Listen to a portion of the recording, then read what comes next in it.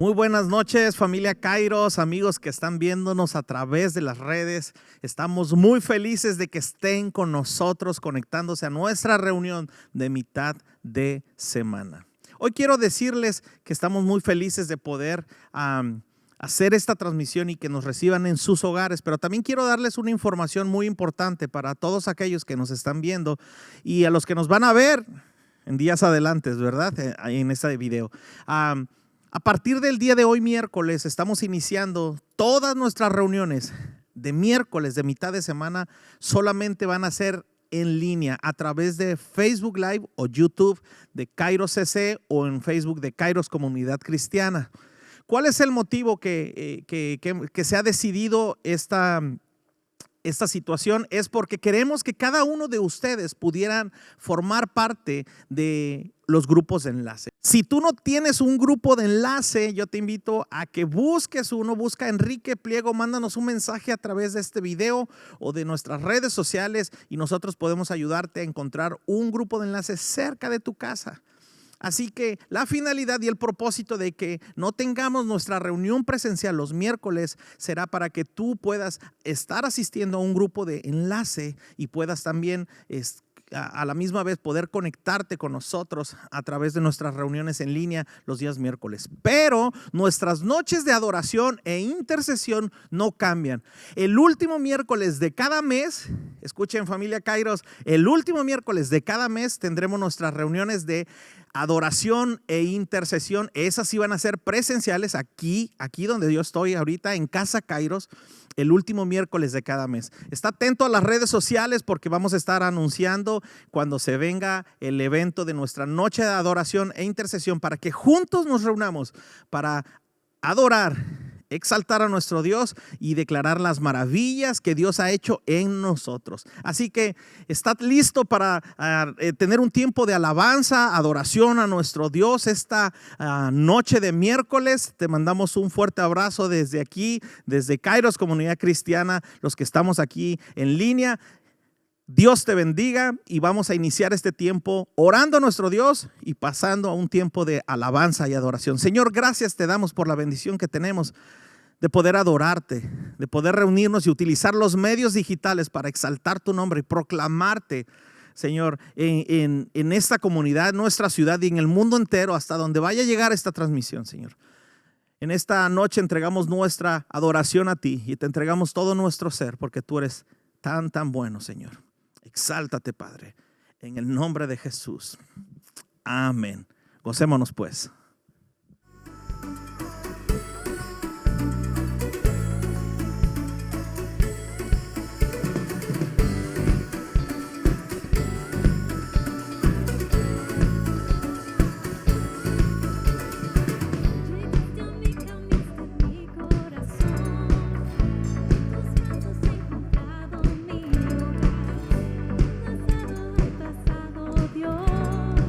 Y todo lo cambiaste a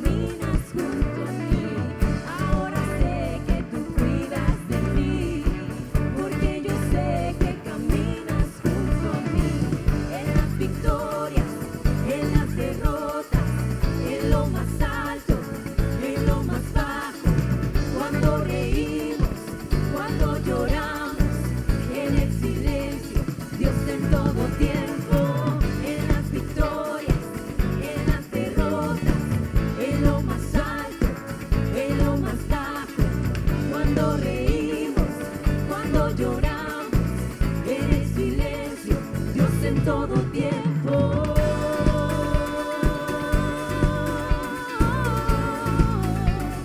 Dios en todo tiempo.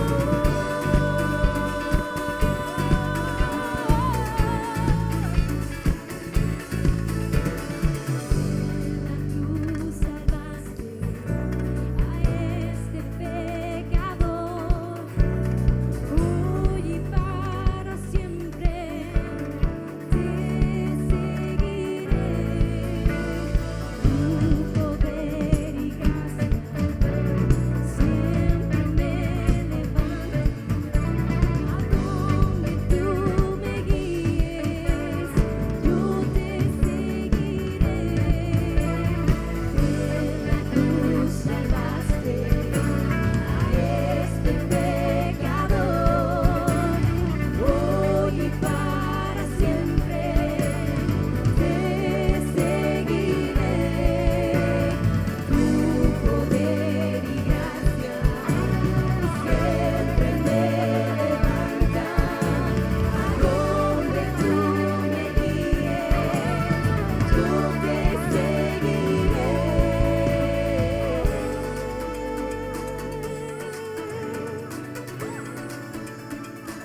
Yo te seguiré.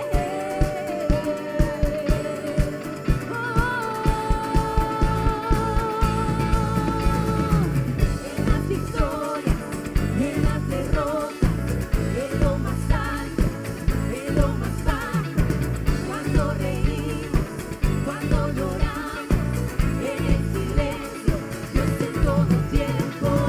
En las victorias, en las derrotas, en lo más alto, en lo más bajo, cuando reímos, cuando lloramos, en el silencio, Dios en todo tiempo.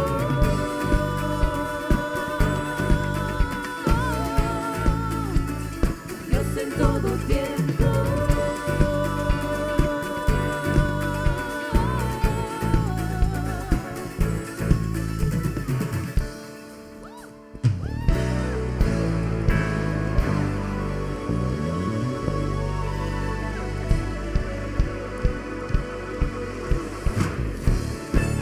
Levantamos su nombre en alto, Señor, y nos gozamos en tu presencia en esta noche.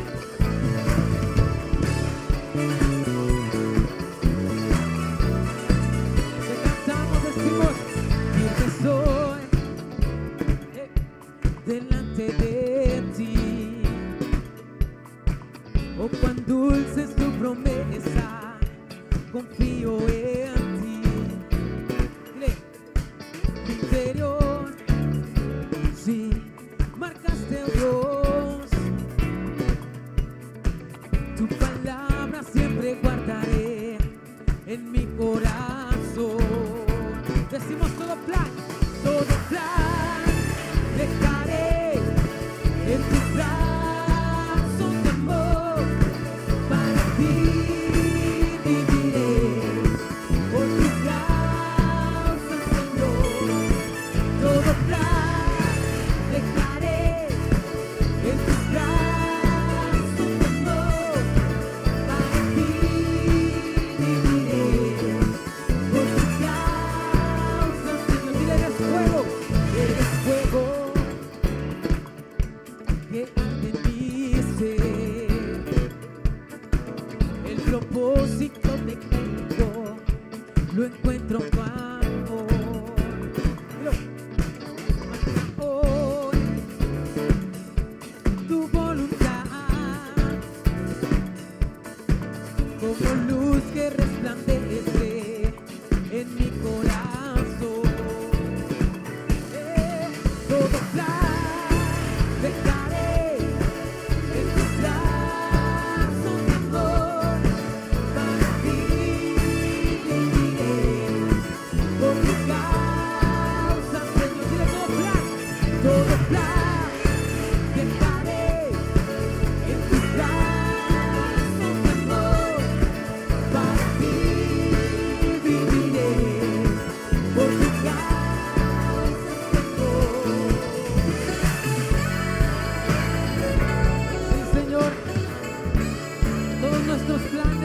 tu voluntad, Padre.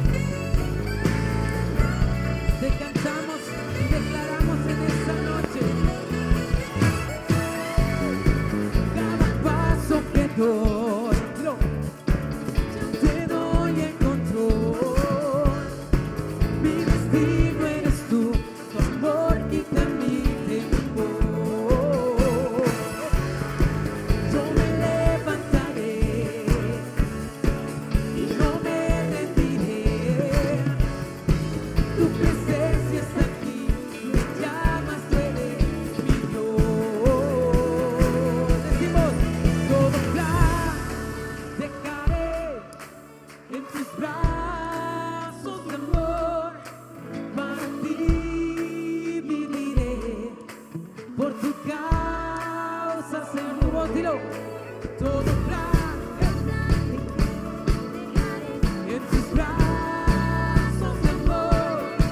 Para ti viviré, por tu causa Señor.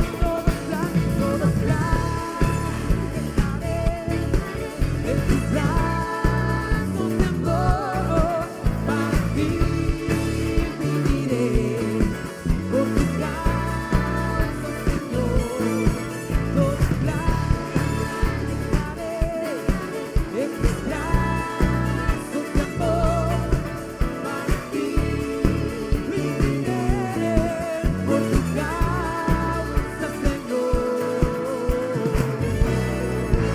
Sí, Señor, te damos una fuerte alabanza, Padre. Tú eres grande, Señor. Seguimos levantando tu nombre en alto, Padre.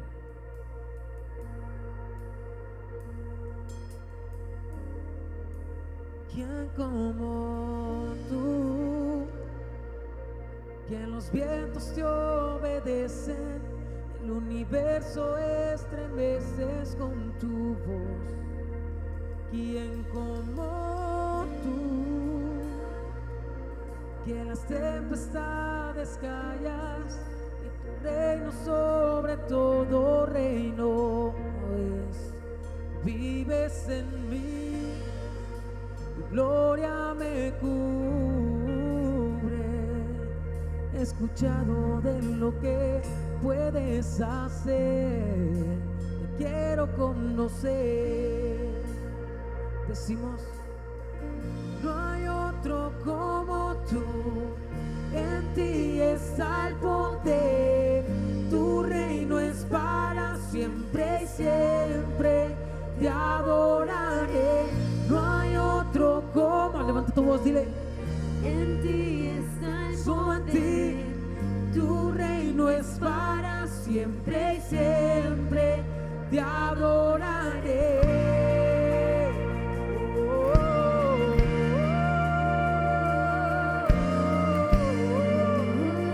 Yo te adoraré como tú,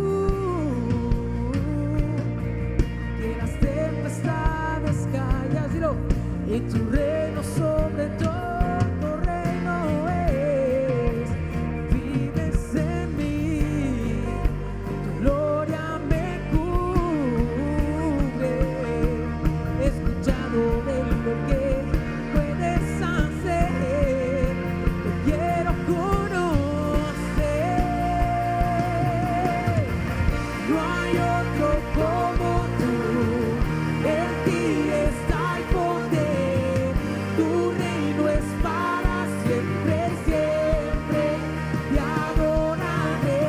No hay otro como tú, en ti está el poder, tu reino es para siempre, siempre, te adoraré.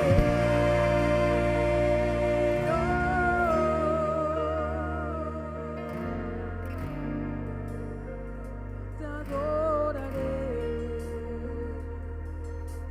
Sí, amén.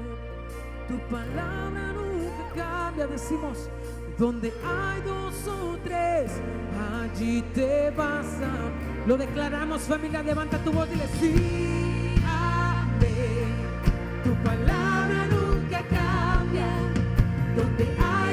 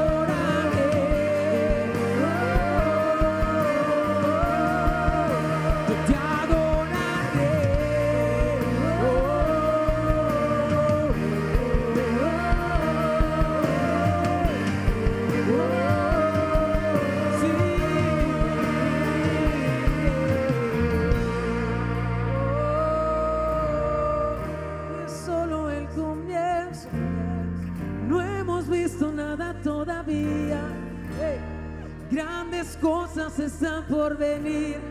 Grandes cosas están por venir. Grandes cosas están por venir. Aleluya. ¿Cuántos lo creen? Levanta tus manos y dilo, sí, amén. Vas a hacer mucho más de lo que pueda imaginar. Decláralo. Vas a hacer mucho más de lo que pueda imaginar. Una vez más.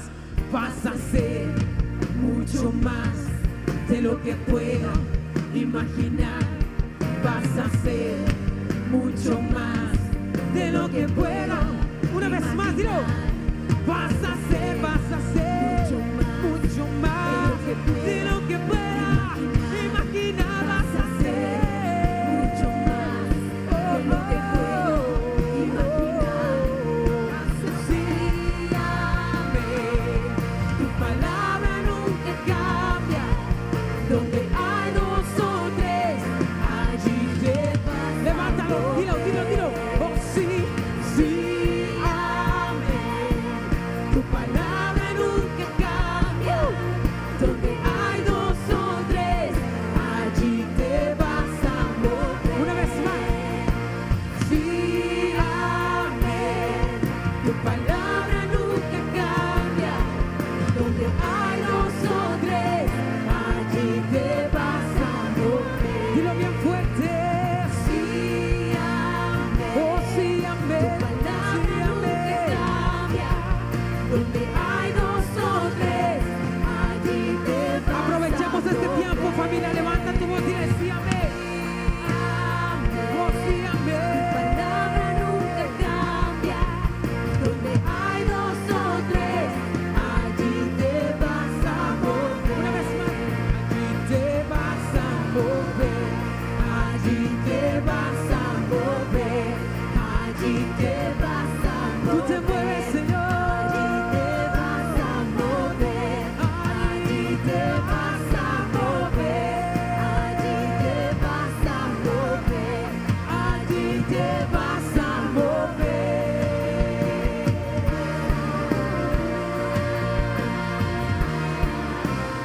Sí, Señor, tú te mueves con tu presencia, Señor. Bien fuerte que es para el Rey de Reyes.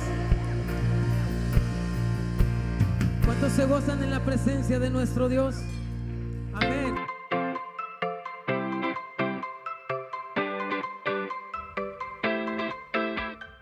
Muy buenas tardes tengan todos, qué bueno tenerlos presentes aquí con nosotros. Hoy estamos emocionados porque empezamos nuestras sesiones de miércoles en línea, lo cual es más práctico para todos, creo yo, porque pues todos podemos conectarnos a la hora que sea, del día que sea, y si este servicio es de bendición para ti, compártelo con tus amigos también, para que los pueda ver en ese mismo día miércoles o quizás otro día después. Ahí van a estar grabados para que lo puedas disfrutar una y otra vez, para que puedas seguir escudriñando lo que vamos a aprender el día de hoy. Hoy tengo el privilegio de continuar nuestra serie de los libros de la Biblia. Voy a hablarles acerca de Mateo. Si se acuerdan, antes de la noche de graduados y de la noche de adoración, tuvimos una sesión donde hablamos acerca de Marcos.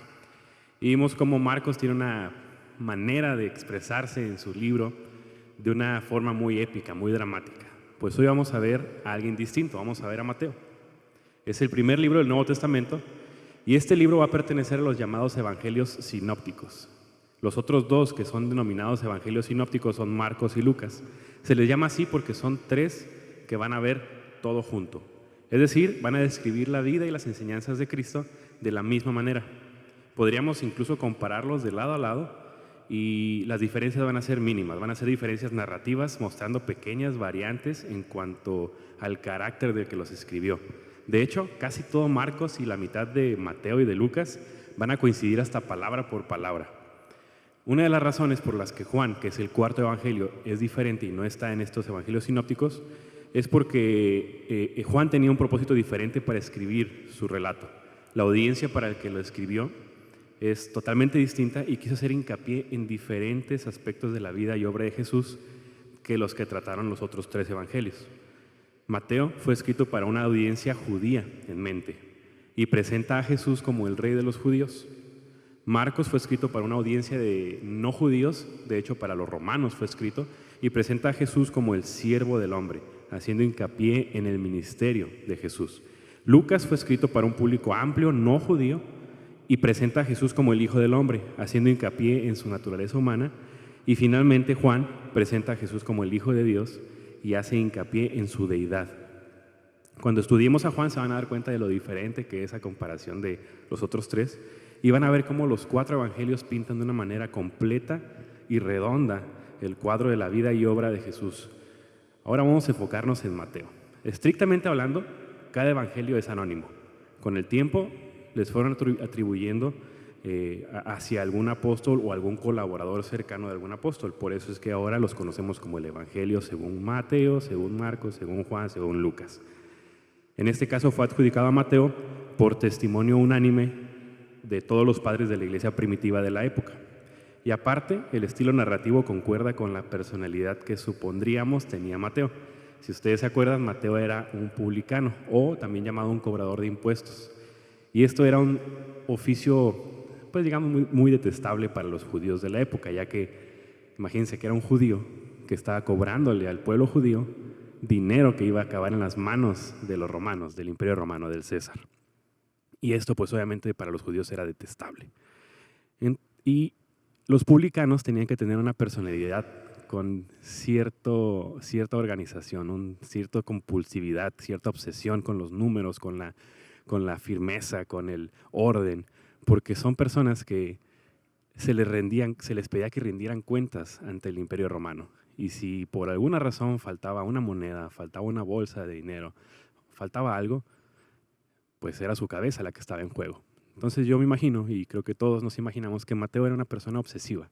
Le gustaba tener datos crudos, datos sinceros, fuertes, que fueran evidencia de lo que estaba haciendo y que no tenía nada que ocultar y que no tenía nada que demostrar, porque todo estaba en sus libros, todo estaba en sus números. Y entonces Mateo está escrito para los creyentes judíos, de tal manera que aparte de la personalidad obsesiva de Mateo de escribir con santo y seña de todo lo que se hace, lo está escribiendo para aquellos que están dentro de su propio pueblo de Israel. Entonces, ¿qué mejor que evidenciar cómo la vida y obra de Jesucristo está atada a todas las profecías, a todas las promesas proféticas? Y resulta evidente este trasfondo judío en este evangelio por varias razones.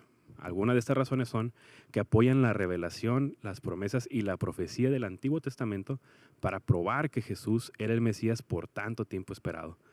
También comprueba la genealogía de Jesús a partir de Abraham. El primer capítulo de Mateo se encarga de decir toda la genealogía de Jesús desde Abraham. La repetición de que Jesús es el hijo de David. El empleo de la terminología judía preferida como reino de los cielos está en Mateo más marcado, que es lo mismo que decía el reino de Dios, solo que en los tiempos de Jesús y hasta ahorita también, los judíos tienen una renuencia reverente, un temor santo a decir el nombre de Dios. Entonces, para referirse al reino de Dios, dicen el reino de los cielos. Y su referencia a las costumbres judías sin ninguna explicación, contrario a los demás evangelios, donde cuando hacen referencia a alguna tradición como la Pascua, explican por qué es la Pascua, qué es, a qué se refiere. Y Mateo no lo hace. Mateo simplemente dice, celebramos la Pascua y punto, como asumiendo que quien lo está leyendo conoce las costumbres. Sin embargo, finalmente este evangelio no es solo para los judíos. Aunque fue escrito con ellos en mente, el mensaje de Jesucristo es el mismo. Y el evangelio de Mateo va dirigido finalmente a todos los que quieran leerlo, a todos los que quieran entender y atender a las necesidades y al propósito de Dios para sus vidas. Y esto revela la fidelidad del alcance universal que tienen los evangelios. Ahora, históricamente hablando, Mateo no fue el primero en escribirse, pero fue elegido como el primer libro porque contiene una excelente introducción tanto para la vida de Jesucristo como para el Nuevo Testamento. Mateo quiere mostrar cómo Jesús es la continuación y cumplimiento de toda la historia bíblica desde el Antiguo Testamento acerca de Dios y de Israel. Quiere mostrar que Jesús es el Mesías que proviene del linaje de David, que Él es el nuevo maestro con autoridad como la tenía Moisés. Y no solo eso, quiere mostrar que Jesús es Dios con nosotros, Emmanuel. Y Mateo diseñó este libro con una introducción y una conclusión que van a funcionar como un marco alrededor de 5 grandes secciones claras. Y cada una de estas secciones va a concluir con grandes enseñanzas de Jesús, un largo bloque de enseñanzas. Y este diseño es intencional y es asombroso. Vamos a ver cómo funciona. Los capítulos del 1 al 3 van a preparar el escenario para poder enlazar la historia de Jesús con la historia del Mesías del Antiguo Testamento. Así que Mateo inicia con una genealogía de Jesús, resaltando cómo él viene del linaje mesiánico del hijo de David y que él es un hijo de Abraham. Esto quiere decir que él va a traer la bendición que Dios le dio a Abraham a todas las naciones. Después de esto vamos a tener la historia famosa del nacimiento de Jesús, de cómo todos los eventos cumplieron las promesas del Antiguo Testamento, de que las naciones vendrían y honrarían al Mesías, que el Mesías iba a nacer en Belén, en un pesebre, y más que eso, de la concepción de Jesús por el Espíritu Santo. Y muy importante su nombre revelado, Emmanuel, Dios con nosotros. Todas estas cosas trabajan juntas para mostrar que Jesús no es un simple ser humano. Él es Dios con nosotros, Dios hecho hombre. Así que vamos a ver dos temas claves aquí en la introducción. Él es del linaje de David y Él es Emmanuel, Dios con nosotros. Pero también quiere hacer una comparación. Quiere mostrar cómo Jesús es un nuevo Moisés, un nuevo maestro. Así como Moisés, Jesús salió de Egipto, cruzó a través de las aguas del bautismo como Moisés cruzó las aguas y entró en el desierto durante 40 días, homologándose a como Moisés entró 40 años. Y luego Jesús subió a un monte para entregar su nueva enseñanza, tal y como Moisés subió a su monte para traer la ley. De manera que a través de todo esto Mateo hace ver a Jesús como una figura prometida mayor que la de Moisés, que va a rescatar a Israel de la esclavitud. Él les trae una nueva enseñanza divina. Él los va a salvar de los pecados y va a traer una nueva relación de pacto con el Dios, entre Dios y su pueblo. Este paralelo entre Jesús y Moisés va a explicar por qué Mateo estructura el centro de su libro en la manera en la que lo hizo. Y en estas 5 partes de las que les hablo acerca de Mateo, se va a resaltar a Jesús como maestro. Vamos a ver a un Jesús que va por su ministerio enseñando muchas cosas a diferentes audiencias, creando este paralelo entre Moisés y él. Jesús como maestro es el nuevo maestro del pacto con toda autoridad y que va a cumplir la historia de la Torá, o sea, de los libros judíos del Antiguo Testamento. En la primera sección de estas 5 de las que hablamos, del capítulo 4 al 7, va a entrar Jesús en escena, va a anunciar la llegada del reino de Dios. Y el reino es en esencia acerca de la operación de rescate de Dios para su pueblo, para todo este mundo, y cómo se lleva a cabo a través del Rey Jesús. Jesús ha venido a confrontar el mal, especialmente el mal espiritual y todo su legado de opresión demoníaca, de enfermedad y de muerte. Él ha venido a restaurar el gobierno y el reino de Dios sobre todo el mundo. Ha venido a crear una nueva familia de gente que le sigue, que obedece sus enseñanzas y que va a vivir bajo su gobierno. Así que Jesús empezará a sanar a las personas después de esto, va a formar un movimiento tremendo y una comunidad donde tiene muchísimos seguidores.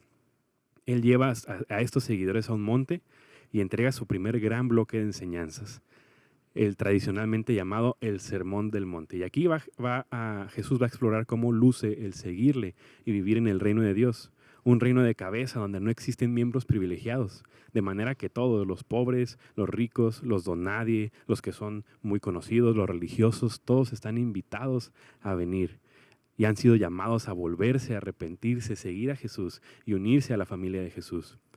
Y Él dice que no está aquí para hacer a un lado la ley y los mandamientos, más bien Él está aquí para cumplir toda la ley a través de su vida y enseñanzas. Está aquí para transformar los corazones de su pueblo, para que realmente puedan amar a Dios y a su prójimo, incluyendo a sus enemigos. Y después de concluir esta gran enseñanza acerca del reino, pasamos a la siguiente sección, a la segunda parte de los capítulos del 8 al 10, donde nos va a mostrar a un Jesús trayendo el reino a la realidad en la vida diaria de las personas. Así que Mateo va a organizar aquí 9 historias en triadas acerca de Jesús trayendo el poder del reino de Dios a las vidas de las personas que están quebrantadas y en dolor. Van a ser 3 grupos de 3 historias y van a tratar de personas enfermas, quebradas o que están en peligro. Y Jesús las sana o las salva a través de actos de gloria y de poder. Y luego, justo en medio de estas historias, vamos a encontrar 2 historias paralelas acerca del llamado de Jesús, de que las personas deberían seguirle. Aquí Mateo quiere resaltar un punto. Uno solo puede experimentar el poder de la gracia de Jesús al seguirle y volverse su discípulo. No hay de otra manera. Él es el camino, Él es la verdad, Él es la vida. Después de que Mateo muestra el poder del reino a través de Jesús, Él extiende su alcance al enviar a los 12 discípulos, quienes harán lo que Él ha estado haciendo. Y hasta les dice, mayores cosas harán ustedes que las que yo he hecho aquí. Esto nos lleva al segundo gran bloque de enseñanzas en el capítulo 10. Y aquí Jesús va a enseñar a sus discípulos cómo anunciar el reino y qué esperar cuando lo hagan. Muchos en Israel ya están aceptando a Jesús y están aceptando su oferta del reino de Dios. Pero los líderes de Israel no lo están aceptando, pues ellos saben que perderán mucho si se arrepienten y se convierten en discípulos de Jesús. Tienen demasiado poder, tienen demasiadas riquezas acumuladas, tienen demasiado que perder como para llamarse discípulos de Jesús. Así que Él sabe que lo van a rechazar. Jesús sabe que lo van a perseguir y que sus seguidores se van a volver contra Él. Y eso es exactamente lo que sucede. En la siguiente sección del capítulo 11 al 13, Mateo recopila un grupo de historias acerca de cómo las personas están respondiendo ante las enseñanzas de Jesús y a su mensaje. Y nos encontramos con una mezcla de respuestas, unas buenas, otras malas y otras neutrales. Algunas de las positivas, personas que aman a Jesús y que piensan que Él es el Mesías. Otros son más neutrales, como por ejemplo Juan el Bautista o incluso miembros de su propia familia, la familia de Jesús, que dejan en claro que no es como ellos esperaban. Y luego tenemos a los líderes de Israel que van a responder de manera completa y tajantemente negativa. Ellos van a decir que Jesús es un blasfemo. En estos están los fariseos y los eruditos. Todos ellos lo rechazan. Piensan que es un falso maestro que está desviando a las personas y que es un blasfemo por declarar las cosas que dice de sí mismo. Pero Jesús no se sorprende. No se agita por estas respuestas diversas. Él sabe a lo que vino.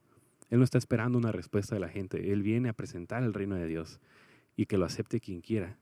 Y Él no se va a inmutar. Él no se va a mover. Él no va a cambiar por lo que la gente diga de Él. Y de hecho, Él se enfoca en estas respuestas de la gente en su tercer bloque de enseñanza en el capítulo 13.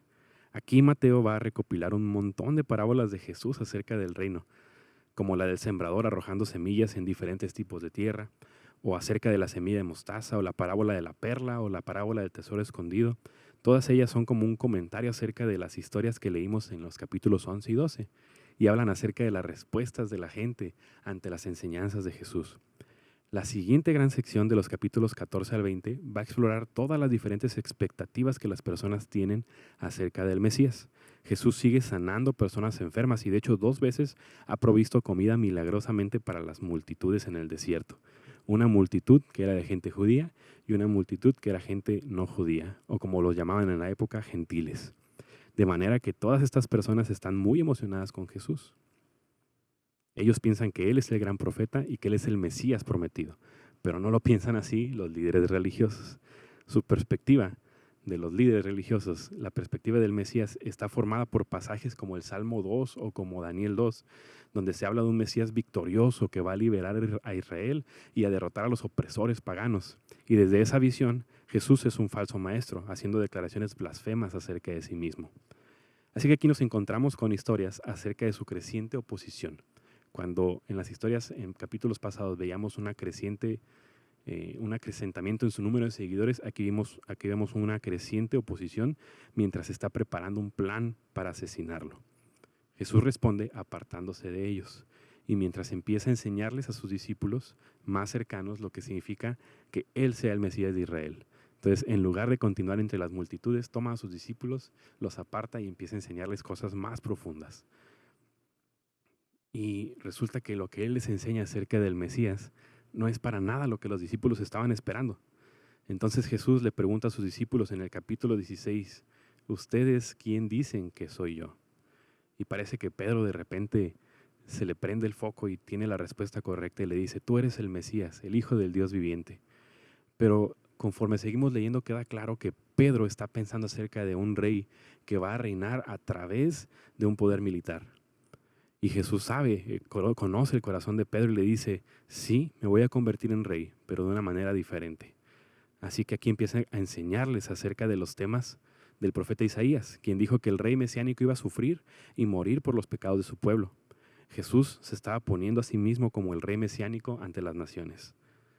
Y bueno, Pedro y los discípulos quedan anonadados, no entienden nada. No saben por qué ellos pensaban que Jesús iba a venir a liberarlos de Roma con poder militar.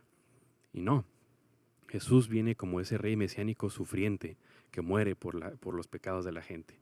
Y aquí Jesús entra en su cuarto bloque de enseñanza, seguido después por otra serie de enseñanzas que van a tratar de la naturaleza del reino mesiánico de Jesús, un reino que está puesto de cabeza, porque pone al revés todos nuestros sistemas de valores, un reino donde la comunidad del rey siervo ganan honor al servir a otros. En lugar de vengarse por lo que se les haga en contra de ellos, ganan honor al servir, al ponerle otra mejilla. Si perdonas y haces el bien a tus enemigos, ganas honra y riquezas. En el reino de Jesús obtienes verdadera riqueza al entregar lo que tú tienes a otros, a los pobres, a los necesitados. De manera que les dice, para seguir al Mesías siervo, primero debes convertirte tú en un siervo. Y con eso pasamos a la siguiente sección del capítulo 21 al 25, donde vamos a ver estos dos reinos chocar. El reino de Jesús y el reino de los líderes de Israel. Jesús va a llegar a Jerusalén por la Pascua, montado en un burro, con las multitudes adorándolo como el Mesías. ¿Recuerdan ese día de palmas donde todo el pueblo está poniendo palmas y ponen telas preciosas delante de él para que pase el rey, gritando Hosana, Hosana al Hijo de David? Inmediatamente Jesús marcha hacia el atrio del templo, hacia la entrada del templo, y hace un gran alboroto interrumpiendo los sacrificios diarios. Imagínense ese momento en el que Jesús llega y voltea las mesas de los que están vendiendo sacrificios para ese día, como si fuera un mercado. Voltea esas mesas y hace un alboroto y detiene los sacrificios diarios. Eso pues es revolucionario. Obviamente los líderes son profundamente ofendidos. Están retando su autoridad. Intentan atrapar a Jesús, pero él huye. Y como fracasan, es donde planean cómo asesinarlo. Como respuesta, Jesús va a dar su último bloque de enseñanza. Primero, va a ofrecer una apasionada crítica en contra de los fariseos y de su hipocresía. Y después se va a lamentar sobre Jerusalén y su rechazo a Dios y a su reino. A los suyos vino y los suyos no lo recibieron. Luego Jesús se va a apartar con los discípulos y les empieza a decir lo que va a suceder, que será ejecutado por esos líderes, pero que al hacerlo, ellos iban a cavar su propia tumba, porque en lugar de aceptar el camino del reino pacífico de Jesús, ellos iban a tomar el camino de la rebelión contra Roma, y así Jerusalén y el templo serían destruidos. Pero Jesús dice que no se preocupen, porque ese no es el final de la historia. Él va a ser vindicado después de su muerte a través de su resurrección. Y un día Él regresará a establecer el reino para siempre por sobre todas las naciones. Mientras tanto, los discípulos deben mantenerse alerta y comprometidos con anunciar a Jesús y su reino y extender las buenas nuevas. Vuelve a contar la historia de la liberación de Israel de la esclavitud de Egipto a través de la muerte del Cordero. Y así se llamaba el Cordero de la Pascua. Y luego Jesús toma el pan y toma el vino de la cena y los convierte en nuevos símbolos, mostrando que su muerte por venir sería un sacrificio que iba a redimir al pueblo de la esclavitud al pecado y a la maldad. Después de la cena, Jesús es arrestado y puesto en juicio delante del Sanedrín, el concilio de los líderes judíos, pónganlo así como la junta directiva de los judíos. Y ellos van a rechazar todas sus declaraciones acerca de que Él es el Mesías. Lo van a acusar de blasfemia contra Dios.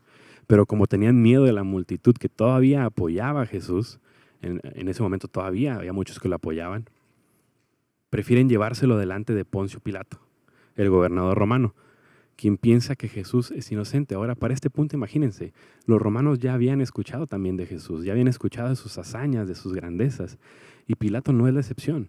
Seguramente escuchó cuando el centurión romano se acercó a Jesús y le dijo: ayúdame porque mi fe ha sanado a tu siervo. Y le dice a los demás: si tan solo vean la fe de este que ni siquiera es judío, si ustedes pudieran tener esa fe.